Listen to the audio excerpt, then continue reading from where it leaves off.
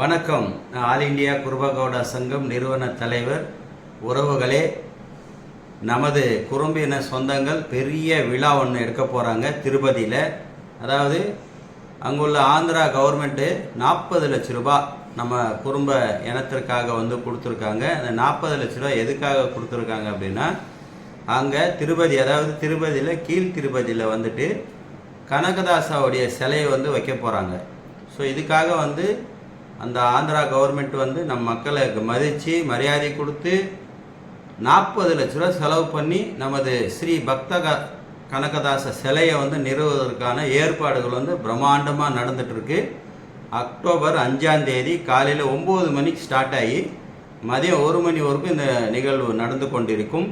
அதில் முன்னாடியே போகிறவங்களுக்கு நிறைய தங்குறதுக்கு சாப்பாடு வசதி எல்லாமே பிரம்மாண்டமான ஏற்பாடுகள் பண்ணியிருக்காங்க. ஏன்னா 1 ரூபா 2 ரூபாய் இல்லை, 40 லட்ச ரூபா நம்ம குடும்பினத்தை நம்பி அந்த கவர்மெண்ட் கொடுத்துருக்கு.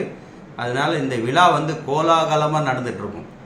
இந்த செய்தியை கேட்குறவங்க, இந்த வீடியோவை பார்க்குறவங்க எல்லாருக்குமே நம்ம குரூப்பில் இருக்கிறவங்களுக்கு ஷேர் பண்ணுங்கள்.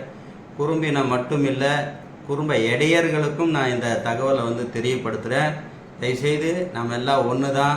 இந்த அரசியல் இதுக்காக தான் நம்ம பிரித்து வச்சுருக்கிறாங்க. அதனால் நாமும் ஒட்டுமொத்தமாக ஒன்றா இருந்தோம்னா கண்டிப்பாக அதே கனகதாசாவுடைய சிலையை நம்ம சென்னையில் நிறைவ வைக்கலாம். நம்ம அரசாங்கத்தையும் நம்ம காசு கேட்கலாம். கண்டிப்பாக அவங்க கொடுப்பாங்க. நம்ம யாரும் வலியுறுத்துறதில்ல, யாரும் ஒன்றா சேர்றது கிடையாது. ஓகேவா? ஸோ அப்படி இருக்கிறதுனால தான் நம்ம பிரிஞ்சு இருக்கிறோம். தமிழ்நாட்டில் நம்ம எல்லாம் ஒன்றா ஆகணும் அப்படின்னு சொல்லி என்னுடைய கோரிக்கை. கண்டிப்பாக நம்ம 5ஆம் தேதி திருப்பதியில் மீட் பண்ணுவோம்.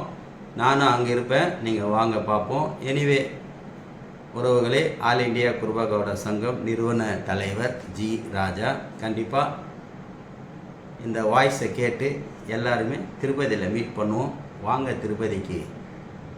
அக்டோபர் 5ஆம் தேதி காலையில் அந்த கவர்மெண்ட் கோலாகலமாக நம்முடைய கனகதாச சிலையை நிறுவுறாங்க. அதை நம்ம கண்டு கழிப்போம். நன்றி, வணக்கம்.